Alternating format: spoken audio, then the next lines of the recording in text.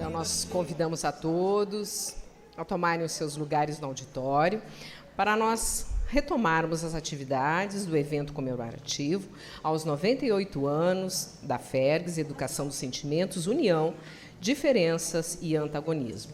Então, neste momento, nós teremos um momento de diálogo. E quem vai intermediar é o nosso presidente da Federação, Gabriel Nogueira Salum.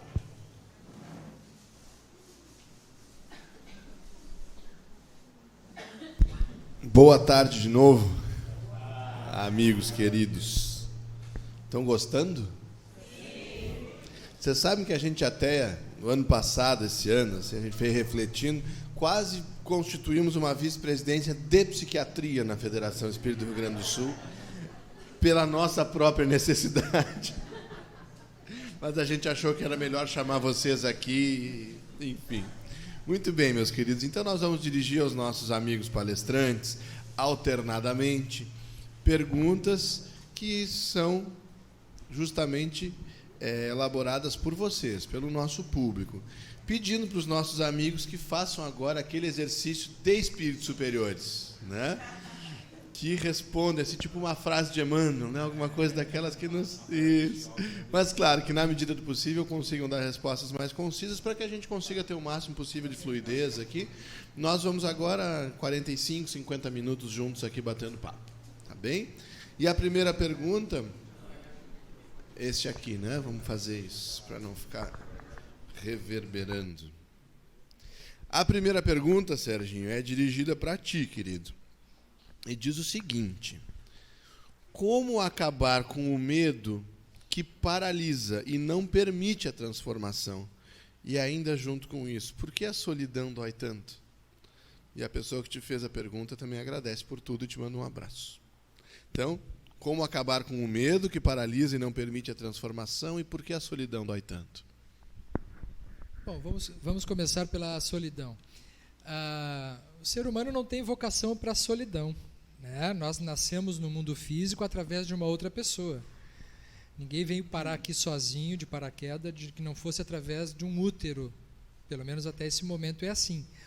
Então, a nossa natureza intrínseca passa pela experiência celular de nós estarmos constituídos pelo outro.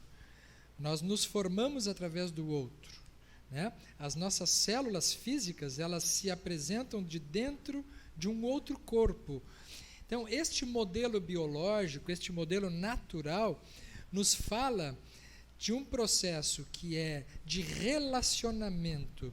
O que vai modificando são as etapas desse relacionamento, desde um relacionamento de dependência absoluta, depois um processo de dependência relativa, e, por fim, é uma etapa de interdependência, nunca de independência. O ser humano nunca se torna independente. Se nós tivéssemos vocação para a independência, nós iríamos morar numa ilha e seríamos muito felizes sozinhos. Quando a pessoa vai morar sozinho, ou ele está muito saturado das outras pessoas, precisando de um tempo para si, mas isso dura um período. Depois, o natural é que a pessoa querer retornar para algum tipo de convivência, né? Ou então está doente, né? As doenças mentais, né? A maior parte delas leva para esta caminhada solitária, né? Na esquizofrenia a pessoa se isola, na depressão a pessoa se isola, no transtorno do pânico tem dificuldade de estar no meio de outras pessoas. Então nós vemos que existe alguma enfermidade, do ponto de vista emocional, psíquico, quando a pessoa se isola. É um sintoma, né? E aí então a solidão, como ela pode ser oriunda de várias motivações internas, é óbvio que nós precisamos abordar e estudar caso a caso. Assim como o medo também. O medo, ele não é um sintoma único, né? Mas diria que, via de regra, o medo ele faz parte de um desconhecimento, de uma ignorância de si próprio. Porque o que nós temos realmente temores, esses temores, na grande número de vezes, passa por um distanciamento que nós temos daqueles impulsos, das sensações e dos sentimentos que nós carregamos dentro de nós. Então, muitas vezes são desejos, são emoções perigosas que nós temos dentro de nós e que nós desconhecemos.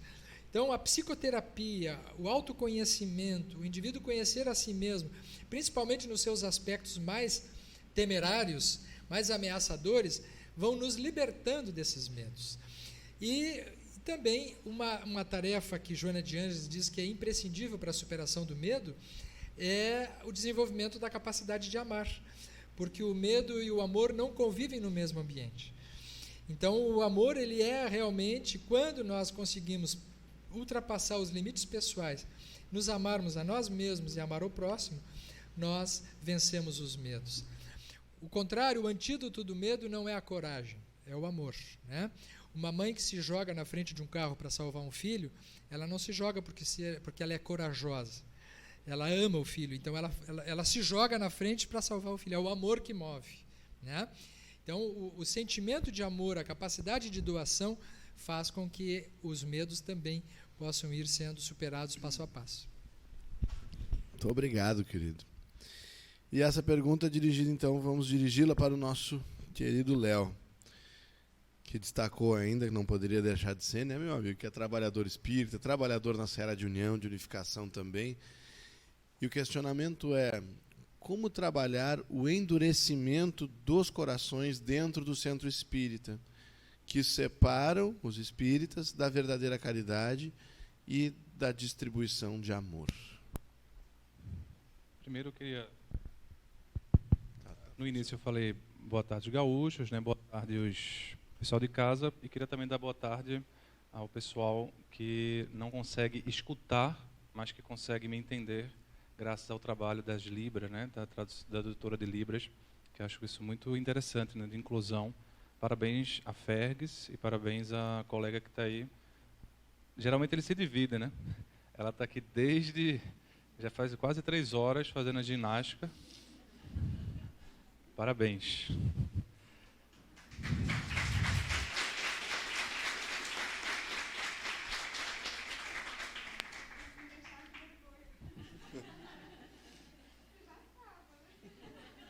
A gente diminui o endurecimento dos corações quando a gente reconhece o outro. Quando a gente olha para o outro, percebe que o outro existe e que ele está fazendo algum tipo de sacrifício, e não porque é em nome de Deus, ele está fazendo porque é caridade, ele tem que fazer.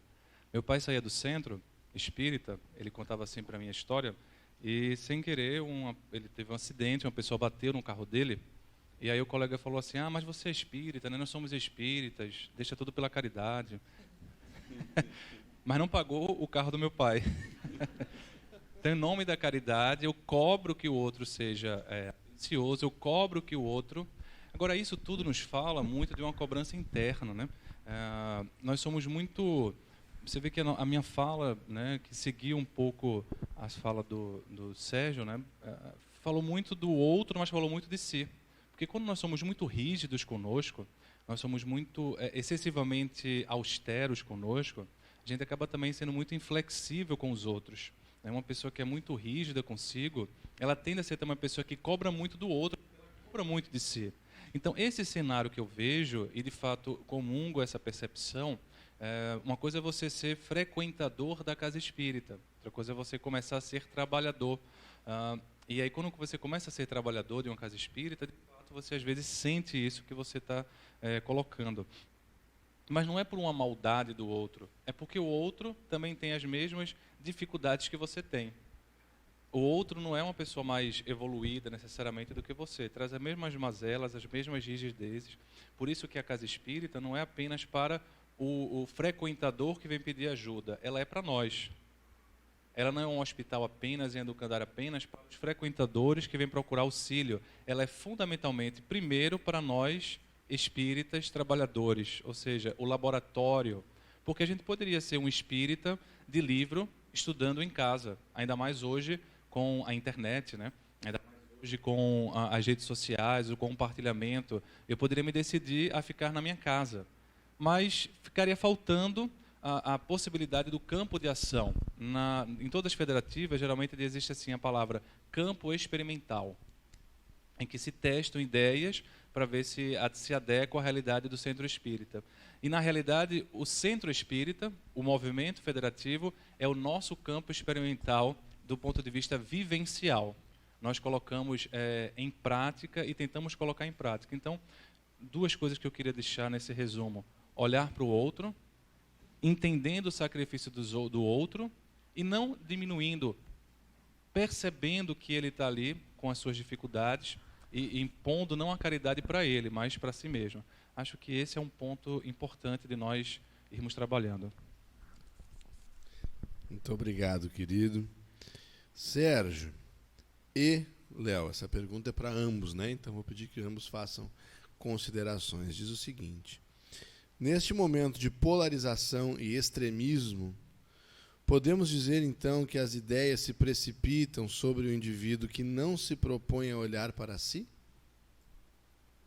Querem que eu repita? Neste momento de polarização e extremismo, podemos dizer que as ideias se precipitam sobre o indivíduo que não se propõe a olhar para si?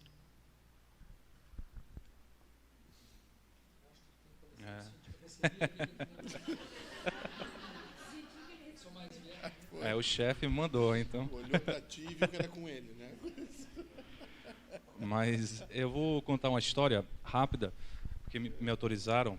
E no atendimento clínico eu gosto muito de fazer também atendimento de grupos. E isso veio como consequência do meu doutorado, em que eu fiz uma intervenção, transformei a minha sala de aula com os estudantes de medicina numa espécie de treinamento emocional, né? Um princípio de terapia de grupo para poder fazer um trabalho preventivo através de gratidão, através da chamada psicologia positiva. Então, a partir daí, eu vi a força do grupo na prática, né? O poder de identificação. Mas fazer a terapia de grupo, né? Mesmo sendo poucas pessoas, 4 pessoas, no momento das eleições, foi um desafio. Porque todo o cenário que estava lá fora veio também dentro do setting terapêutico. E aí foi curioso que, logo nas primeiras sessões, era comum os pacientes, e me lembro de uma especificamente, que eu pedi autorização, ela vinha colocando como se o outro fosse o problema, o outro fosse o demônio, o outro fosse o agressivo, mas ela estava assim com tanta raiva que ela era capaz de matar o outro. Mas o agressivo era o outro do ponto de vista da violência, né? Porque ela não percebia essa força. Então, um grande problema da polarização que acontece é porque nós fazemos uma coisa chamada cisão. Nós dividimos, né, as nossas emoções e projetamos no outro tudo que é difícil de digerir que existe em nós. Então, eu nego, né, que eu tenho algum tipo de energia, algum tipo de agressividade, porque eu interpreto que a agressividade é tudo ruim, né? E não percebo que essa agressividade pode ser construída, como a gente colocou, e especialmente o Sérgio colocou na fala dele. E aí o outro é que é problemático. E aí ela fez, então, um aniversário, e no aniversário ela pediu para que todo mundo fosse determinada cor. E ela usou a afetividade, não falou por quê. E quando foi no aniversário dela, né, a família toda dividida nessa questão partidária e tal, e se uniu no aniversário, obrigado aí com essa cor, o pessoal achou estranho, mas quando chegou lá, ela colocou um nome como se fosse algo no sentido de uma república de algum canto, né? E aí eu falei, poxa, quem é que faz isso? Ela falou, é um ditador que faz isso, né? Engraçado que você pareceu um ditador, você pegou a sua questão afetiva do seu aniversário, né? Impôs uma coisa e lá estava todo mundo ao sabor da sua doce e melodiosa, né, bondade. Eu tenho muito medo da bondade dos bons. Eu tenho muito medo desse lado extremamente amoroso que não percebe as suas próprias encrencas, né? Porque todos nós sentimos raiva, não há como tirar isso da gente, há como modificar, todos nós temos. Então, a questão da polarização, e ela me dizia, depois que passou as eleições, a gente conseguiu trazer, né, ao invés de trazer a terapia para um debate, e não é um debate, é um embate político, trazer para uma questão interna, perceber o que é que estava motivando em cada um do ponto de vista psíquico. E depois ela percebeu, pois é, né, Léo? Eu percebi que as pessoas podem ter opiniões diferentes, mas primeiro eu as amo, e aquelas coisas que eu só via no outro tem em mim. então eu preciso ser um pouco mais tolerante. E passou então o momento, né, das eleições, ela pôde fazer esse trabalho, por quê? Porque fez uma reflexão do que estava acontecendo, e não fiquei apenas replicando.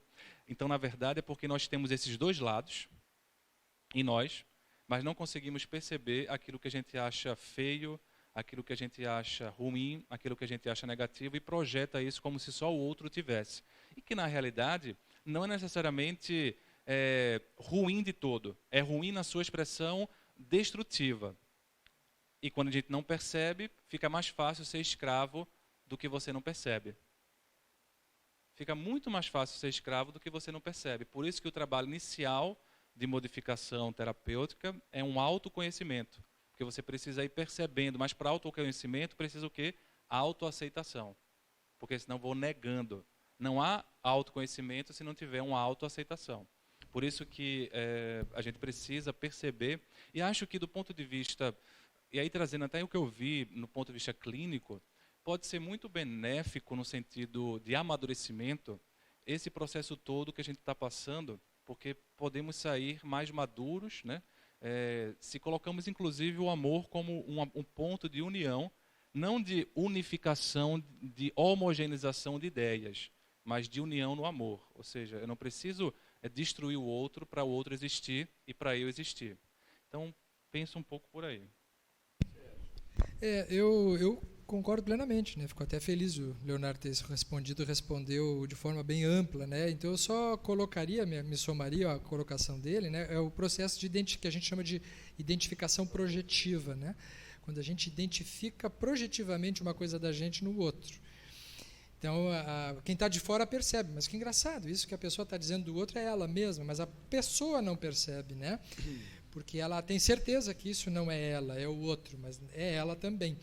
Então, essa cegueira mental que nós temos uma tendência a ter, eu acredito que não seja essa questão da polarização não é um problema atual.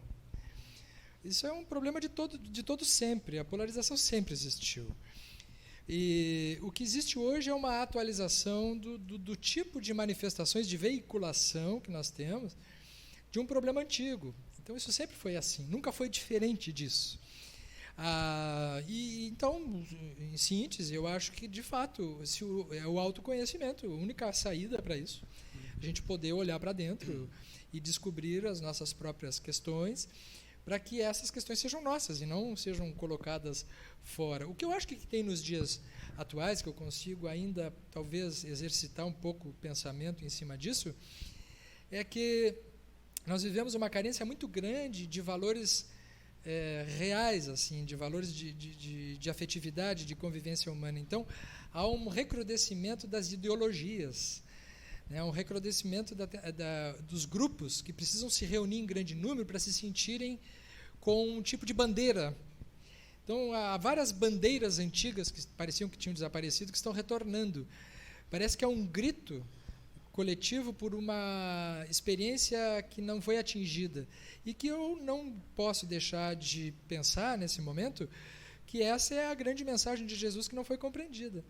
Porque se a gente precisa se pegar em bandeiras ideológicas para se sentir defensor e unido a um outro tipo de pessoa, é porque, de fato, os valores essenciais da nossa evolução não foram compreendidos ainda. Porque isso a gente encontra no próprio movimento espírita, no nosso meio, né? Pessoas polarizadas, discutindo questões que, se a gente olha de fora, mas isso não precisava ser uma bandeira. E quando a gente chama assim uma bandeira, parece assim que os conflitos pessoais daquelas pessoas não foram trabalhados. E aí isso vem para dentro da casa espírita, vem para dentro da família espírita e ficam encenados no nosso ambiente. Mas não é no espiritismo isso.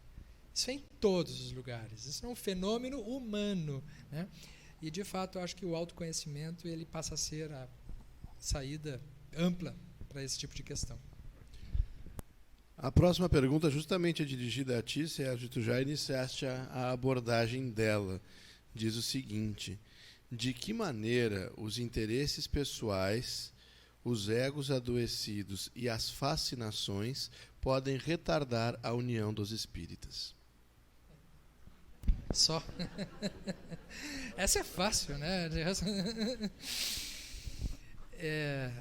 Então, né? Isso que a gente tem com a noção de ego adoecido, muitas vezes nós temos potencialidades dentro de nós que, como não são enfrentadas, nós não descobrimos, nós experimentamos essas potencialidades como sintomas. Às vezes a gente tem um sintoma físico ou tem um sintoma emocional e é uma parte de nós que está gritando por uma transformação. Que se nós conseguíssemos entrar em contato com isso através de uma ajuda externa, de uma descoberta interior, isso que é uma dor se transformaria numa vivência produtiva e satisfatória da nossa vida, né? Então, o que a gente chama de adoecimento, muitas vezes são potenciais que não estão sendo utilizados. Então, mais uma vez, esse autoconhecimento, ele é a palavra-chave, a mola mestra, para esse tipo de movimento necessário que a gente precisa fazer. Agora, existe isso que foi colocado na própria pergunta, que são os processos de fascinação, né? A fascinação é, por definição, um processo de obsessão, aonde um espírito obsessor ele toma o pensamento de alguém que, por anuir daquele pensamento, não se dá conta que está sendo obsidiado. Então ele é capaz de defender uma ideia absurda e ter certeza de que aquilo ali é uma coisa coerente, né? Tomar posturas extremas, o fanatismo religioso, todas as ideias extremistas são processos de fascinação. O problema da fascinação é que por trás da fascinação existe a vaidade intelectual, né? Que é a mais perigosa de todas, é quando a pessoa, egoicamente, ela se sente superior ao outro, mas não se dá conta disso. Uma pessoa pode achar que ela é mais humilde que os outros, o que, por definição, já é uma falta de humildade, né? Mas tem pessoas que têm essa ideia, assim, né? E ficam cobrando a humildade dos outros, por exemplo, né? A incoerência nossa, às vezes, chega a esse ponto. Nós podíamos fazer concursos de humildes, assim, né? E há muita gente se candidatando a isso, né? Então, a fascinação é essa incoerência. Qual é a única forma de nós vencermos esses processos que envolvem, inclusive, influências espirituais desse tipo? É o que Jesus ensinou no Sermão da Montanha sobre o nosso humus, né? Que é o humus de humildade, a primeira virtude, bem-aventurados os pobres de espírito, porque deles é o reino dos céus. Se a gente não se identificar com a possibilidade de que nós não somos nada e se dar por satisfeito por isso, eu não sou nada, no sentido de, nossa, eu estou falando uma coisa aqui, daqui a pouco o Leonardo vem e diz outra, talvez eu tenha que mudar a minha opinião. Se eu não estiver disposto a isso, né, eu vou brigar com ele. Vou dizer, não, mas não foi isso que tu falou. Ele vai dizer, não, mas não é. E aí surge um processo de fascinação, porque eu crio um grupo, ele cria outro, e nós vamos defender vaidosamente, narcisicamente, egoicamente as nossas posições. Então, desarmar os espíritos é uma tarefa muito inteligente. E a primeira virtude que Jesus nos ensinou, né, no Sermão da Montanha, que é a humildade. Então, essa resume todas as outras. Ô, Gabriel, eu posso Por favor, Léo. meter o bedelho?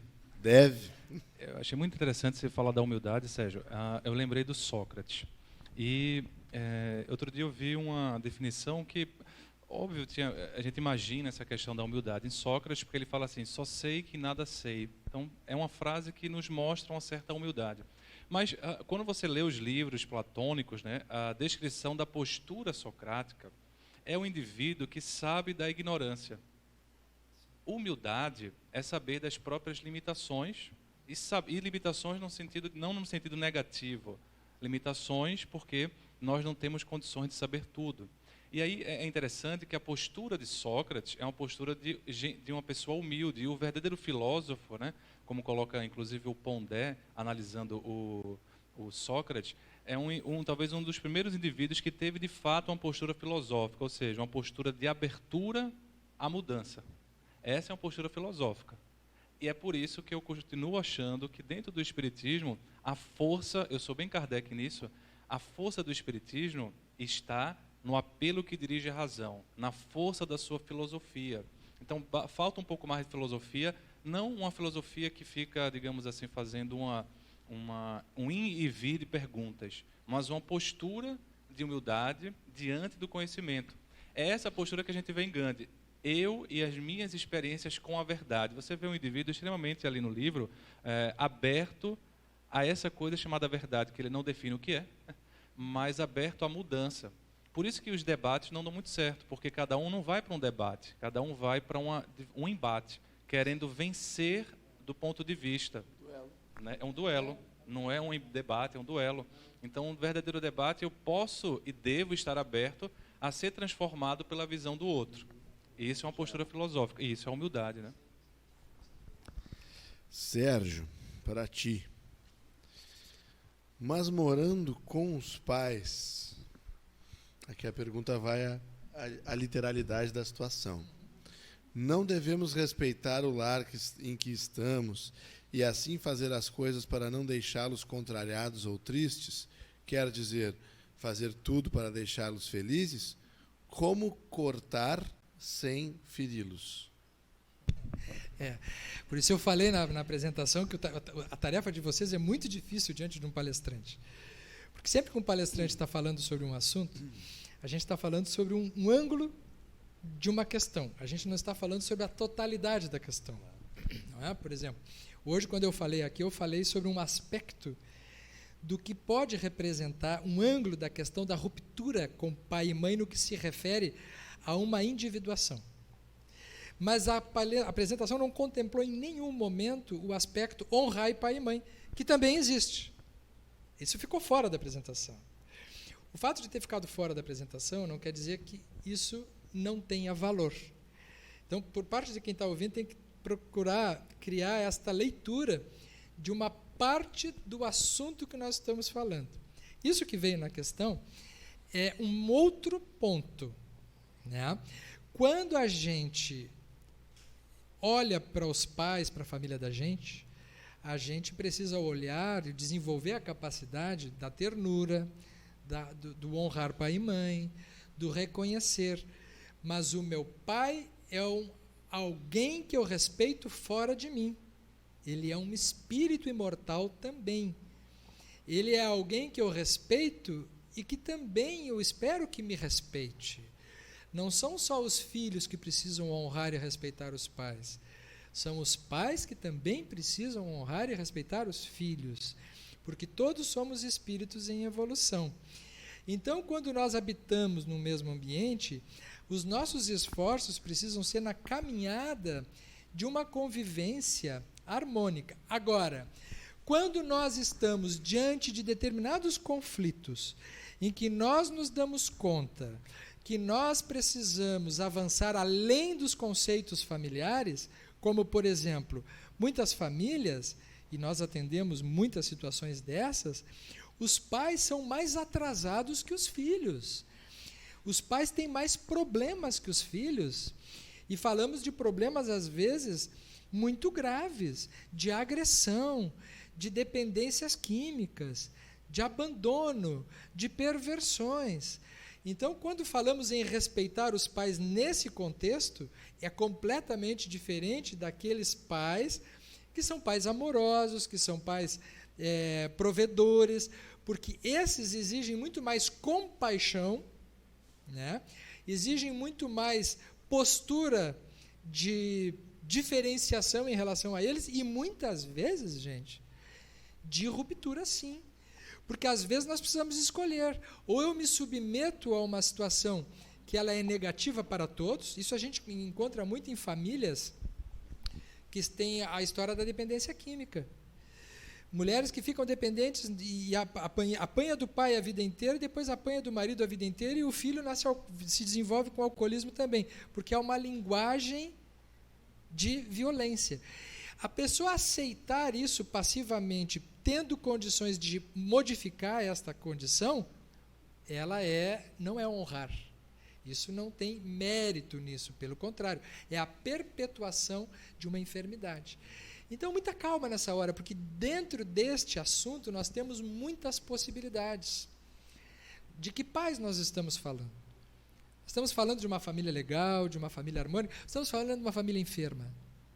Estamos falando de uma família desagregada? Estamos falando de alguém que está querendo crescer? Ou estamos falando de alguém rebelde, revoltado, que está lutando contra os pais? Tem muitas possibilidades dentro deste exemplo. E cada caso é óbvio que a gente precisa avaliar separadamente. É por isso que a nossa tarefa aqui não é responder. A nossa tarefa é criar novas perguntas, talvez, né? para que possam gerar pensamentos, reflexões. Esse é o papel do espiritismo, né? do componente filosófico da doutrina espírita. Não fechar a questão, dar um encaminhamento e torná-la ela mais ampla para a gente poder pensar. Muito obrigado. Nesse mesmo terreno vai a pergunta para o Leonardo, porque alguém do nosso público justamente indagou o seguinte: é errado afastar-se de alguém amado, como um familiar, cuja convivência já tornou-se sinônimo de dor por conta de abusos emocionais e do egoísmo?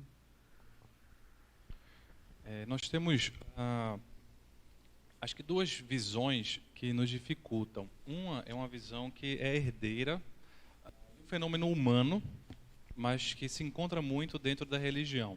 Mas não é só na religião, é um fenômeno humano, que é uma questão do puritanismo, que tem a ver com essa questão da polarização. Um puritanismo é uma coisa ou é ou não é. E óbvio que existe o certo e o errado. Mas o que a gente vê é que nós colocamos essa visão extremamente em tudo, né? Em tudo que nós fazemos, nós imaginamos essa questão do certo e do errado. Então, nessa perspectiva de uma visão mais do puritanismo, é muito comum a gente imaginar que exista, digamos assim, um indivíduo completamente bom e outro completamente ruim. Por isso que eu disse que está ligado à visão da polarização.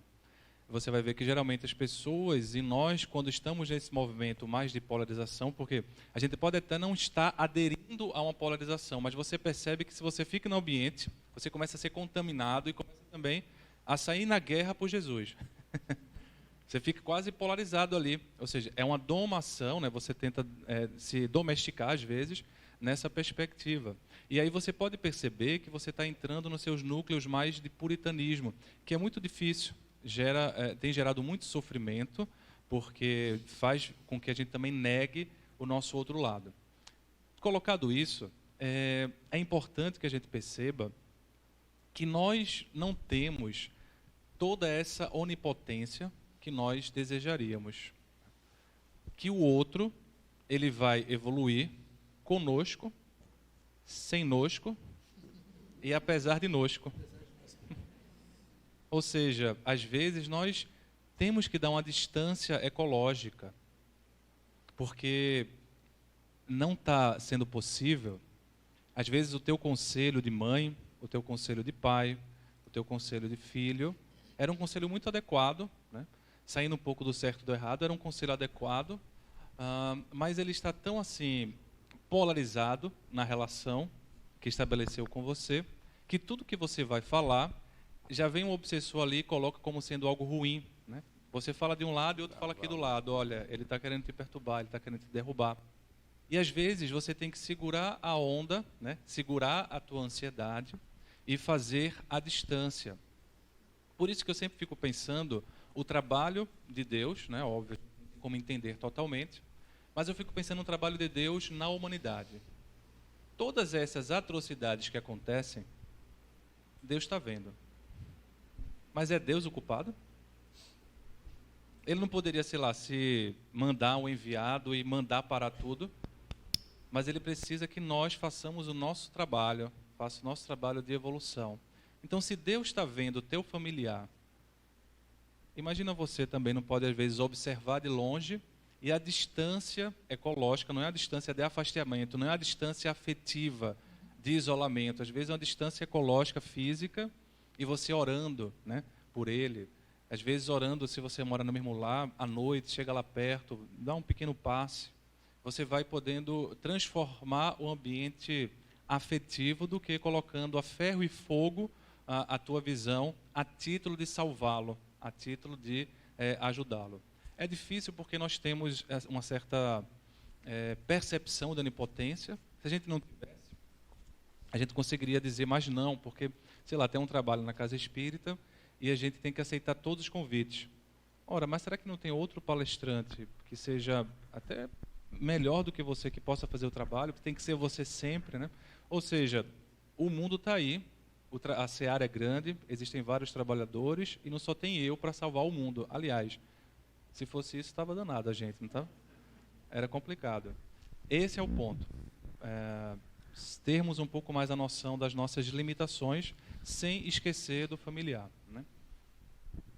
Obrigado, Léo. Aqui para ti, Sérgio. Também. Para unir é preciso superar. Como superar o fim de um casamento, por exemplo, decorrente de traições múltiplas? Só isso.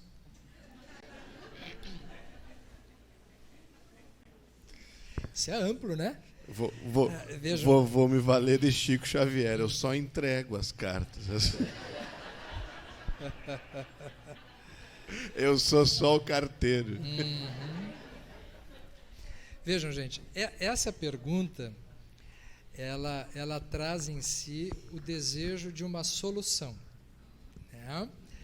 Essa é uma pergunta ampla, porque eu não sei que casamento é esse, eu não sei o que a pessoa que está perguntando está chamando de traição, eu não sei qual é o tipo de vínculo que esse casal fez durante a vida para que essa pessoa tenha se submetido a essas traições. Eu não sei se essas traições são traições unilaterais, talvez apenas sob um ponto de vista concreto, leve a culpa da traição à pessoa que fez algo, mas às vezes existem outras traições silenciosas num relacionamento que não são percebidas, mas que são traições também. Eu não sei. Eu não sei se nessa pergunta não tem uma ferida de alguém que está perguntando e que no fundo quer continuar unido e que está lutando para ficar junto, mas não está conseguindo porque a outra pessoa está tentando mostrar alguma outra coisa que eu também não sei o que é. Eu disse que com psiquiatra é complicado o detalhe. Porque dentro de uma questão que aparentemente é simples e que traz a angústia de uma resposta que diga numa frase uma saída para um caso complexo, a única resposta que a gente pode dizer de verdade e honestamente é assim: não sei. Porque dentro disso tem tanta coisa. A gente que atende casais e que atende as pessoas vê assim, que nestes vínculos, né, existem momentos, existem situações, existem dores, mas existem ganhos também. O que a gente percebe é que às vezes os casais eles sofrem juntos, mas não sabem viver separados. Às vezes ficar num relacionamento de muita dor é a única maneira que a pessoa tem de sobreviver. Porque ela já vem de uma família que aprendeu a viver assim, ela não sabe fazer diferente disso.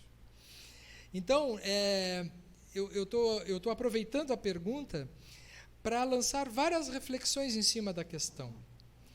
E talvez eu esteja sendo impreciso, mas é de propósito, para que estas dúvidas que surgem a partir dessa questão possam oferecer, quem sabe, dúvidas novas, possibilidades diferentes, e não vacilem quando puderem, e na maior parte das vezes precisam, pedir ajuda profissional nesses casos. Porque o acúmulo de dores e de mágoas durante a vida da pessoa é um sofrimento que pode ser, em muitas vezes, direcionado de uma outra forma, para achar soluções que não havia pensado, às vezes dentro do relacionamento, às vezes se separando, porque muitas vezes não há outro caminho senão separar. Mas outras vezes há caminho dentro da própria relação, apesar das traições. Apesar das traições. Então, isso é fascinante no ser humano. Nós não temos uma resposta, e como espíritas nós temos que tomar muito cuidado com isso, né? Porque as pessoas têm a ideia de que como espírita, psiquiatra espírita, então deve ter a resposta para tudo, não é? Porque além de psiquiatra é espírita. Muitas vezes as pessoas nos procuram assim: eu venho em ti porque é a minha última alternativa. Eu já fui a 20 psiquiatras, mas tu é o psiquiatra espírita. Ou seja, agora vai vir, além de um conhecimento da mente, vai vir um tipo de código divino direto, orientação espiritual, que aí vai ter saída. Né? É uma coisa mágica. Na verdade, não existem saídas mágicas. A gente pode ajudar as pessoas a pensarem a si mesmas e acharem as próprias saídas e as próprias soluções. Então, como espíritas, nós temos que tomar muito cuidado quando a gente compra esse lugar. Vem uma pergunta desse tipo, a gente dá uma resposta. A gente diz assim, não, mas aqui tem que separar. Já foi traído um monte de vezes.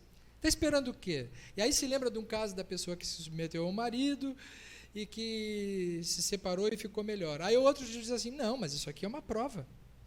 Esse marido provavelmente é alguém que foi traído na outra vida por ti, e agora tu tem que aguentar as traições porque está pagando uma dívida. E vai dizer que isso é espiritismo também. Outra pessoa vai dar uma resposta assim, não, tem que ter paciência e rezar muito. Porque rezando Deus vai ajudar e esse marido vai se transformar. Quantas respostas, entre aspas, espíritas caberia nessas situações? Mas qual é essa situação? Será que é essa que eu estou pensando? Ou será que aqui tem uma singularidade, uma parte que somente no contato com aquela pessoa eu possa me dar conta, nossa, aqui existe isso, mais outras questões. Será que tem processos espirituais antigos aqui que estão envolvidos? Será que aqui existe um casal que compartilha afetos e que se machuca porque não aprendeu a dialogar de um outro jeito, através de uma forma amorosa? Será que nesse relacionamento existe algum tipo de interesse de que as pessoas ficam juntas por segurança, para não se sentir sozinho e é um medo de realmente viver a própria vida? Será que aqui tem filhos e aqui pode ter um outro tipo de consideração de relacionamentos que se estende além da relação de casal? Essa é a resposta que eu tenho para dar agora. Obrigado, Sérgio. Vamos dirigir então agora a última pergunta ao Leonardo, que é, meu amigo, como exercitar o amor e, aspas, sobreviver dentro de uma família / casa onde há muita irritação, gritos e egoísmo? Primeiro, sabendo que você faz parte dessa família, que você é parte integrante, né? E que se está junto é porque tem algum passado de encrenca juntos, ou um passado de agressividades destrutivas juntos, né? E que talvez... Um presente também. Às vezes a pessoa é a causa da irritação, ela é parte do problema da irritação, né? Porque tem um monte de gente, desculpa, Leonardo, tem um monte de gente que se tem por anjinho. Ah, e a minha família briga, eu não aguento mais, mas ela é um irritante, às vezes é uma pessoa irritante. Às vezes a gente olha para a pessoa e diz assim, meu Deus, se eu convivo com essa pessoa, eu ia brigar também, porque ela é insuportável. E a pessoa se tem por anjo. Desculpa, né? Agora está na hora de... Você sabe que ele mora em Pelotas, mas que ele é de Bagé, né?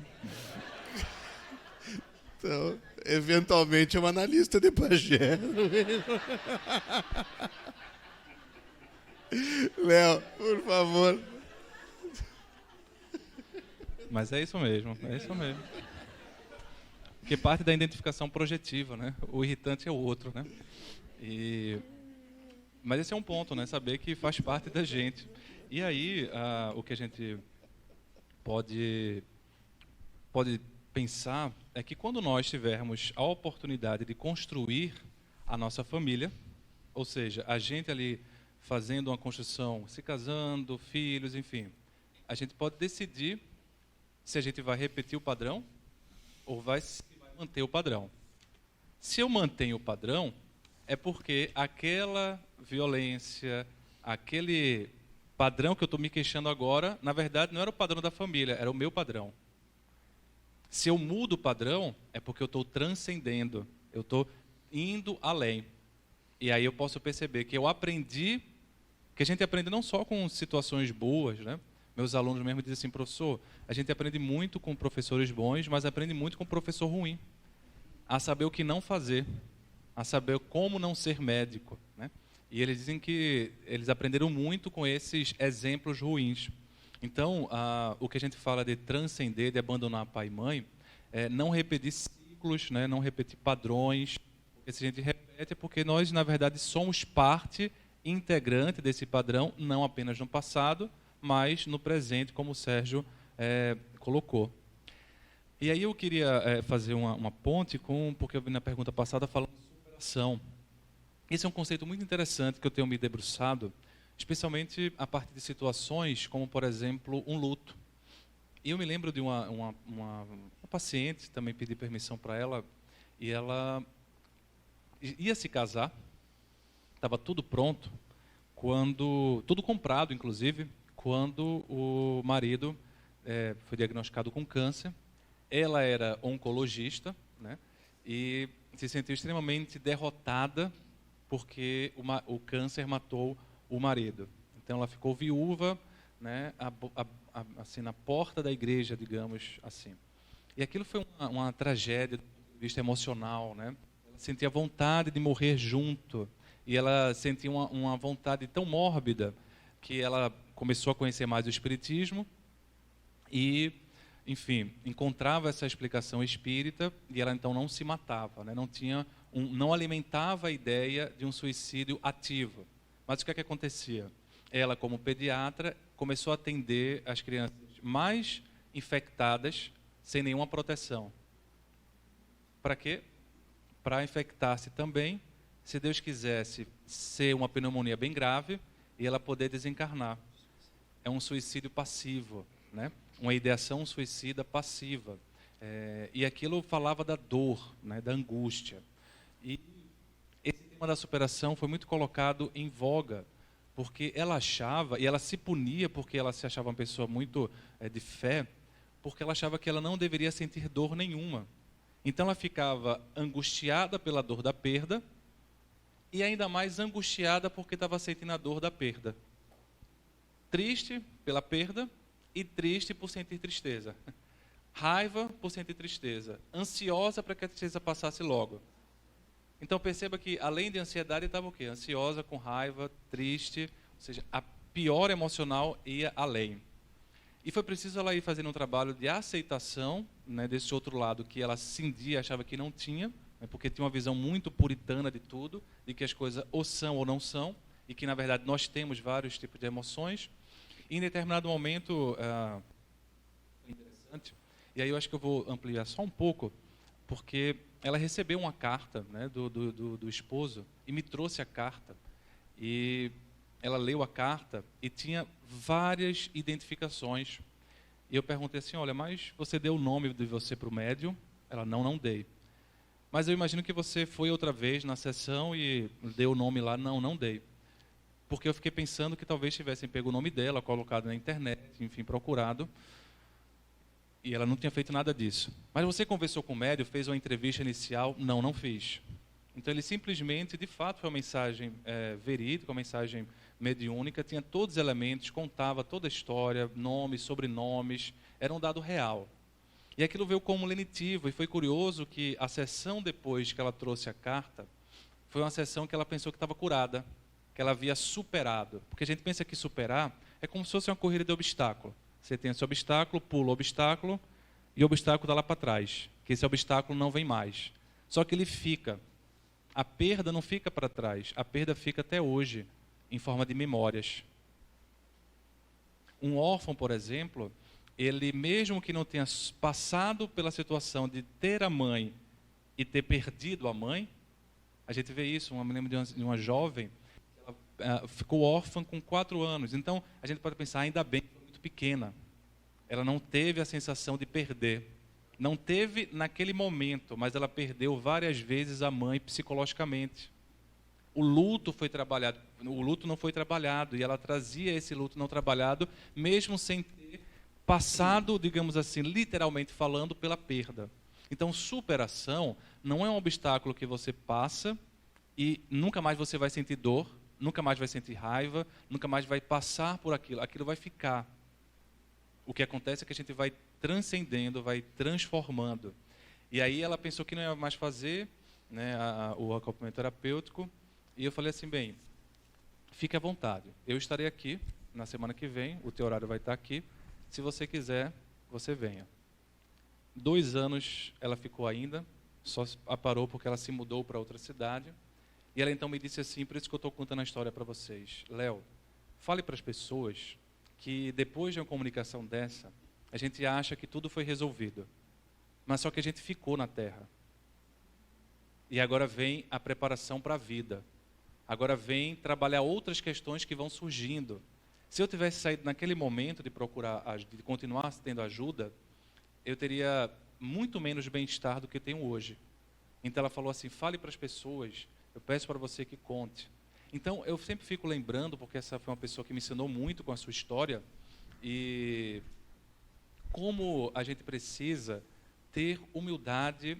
Ela chegou sentindo-se derrotada, ou seja, era médica onipotente, que tinha a função de derrotar a morte, e a morte foi certeira, matou pela doença que ela deveria curar, a oncologia.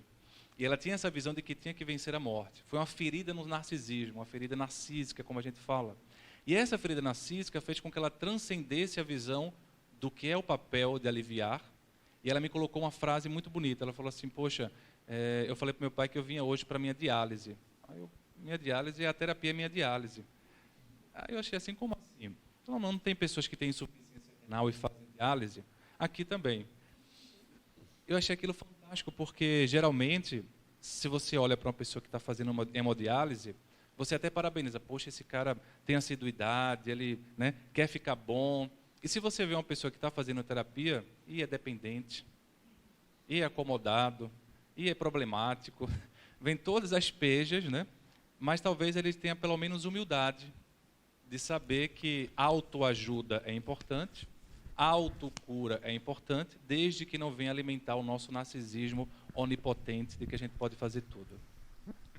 Rapidamente. Fala, Serginho. E aí depois a gente já vai devolver o cerimonial para o nosso encerramento. Então, só para complementar agora acho que o Francisco Spinelli tinha dado uma voltinha naquela hora que eu respondi, agora ele voltou e me lembrou o seguinte. Um ambiente tumultuado, de muita irritação, é importante enfatizar o seguinte. É claro que a família tem momentos que isso é absolutamente normal e, aliás, é desejável que numa família, num relacionamento familiar, exista embates, existam brigas, desentendimentos. Desconfie daquelas famílias que não brigam nunca, em que tudo é paz, em que tudo é serenidade, porque quando tiver uma briga, não sobra pedra sobre pedra, porque não estão acostumados a terem conflitos. Então, é natural da nossa natureza, da nossa condição humana, que a gente tenha dificuldades e conflitos. Isso é uma coisa. Agora, quando o nível de irritação ele é permanente e intenso, uma ferramenta fundamental que a gente tem que lançar a mão, principalmente de quem está com esse tipo de consciência, é a oração. O Evangelho no lar, porque neste tipo de ambiente é o ambiente propício para as influências espirituais negativas que ativam mais e mais e perpetuam esse estado de contaminação psíquica. E o grande antídoto que nós temos para poder dar suporte às condições do plano espiritual superior se adentrarem no lar e nos ajudarem nesse processo é o trabalho na oração silenciosa e, de preferência, o trabalho do Evangelho no lar, né? Então, acho que é importante dar esta contribuição, agradecer ao Francisco Spinelli, né, que nos dá esta orientação, que é muito importante, sim, para a nossa vida. Dificilmente, nos dias de hoje, na forma como nós vivemos, se nós não tivermos esse tipo de cuidado, fica muito complicado pelo ambiente vibratório que nós estamos sujeitos permanentemente dentro da nossa casa, através da internet, através da televisão e da comunicação acelerada que nós estamos vivendo cada vez mais nos dias de hoje. Muito obrigado, Serginho. Nós queremos, então, renovar os agradecimentos aos nossos amigos tão queridos e pedir a vocês que estão conosco que fiquem mais 5 minutinhos, porque nós reservamos também alguns convites muito importantes que certamente vão nos auxiliar a conviver com as diferenças, com os antagonismos e fazendo de nós instrumentos da paz do Cristo, não é, Sérgio?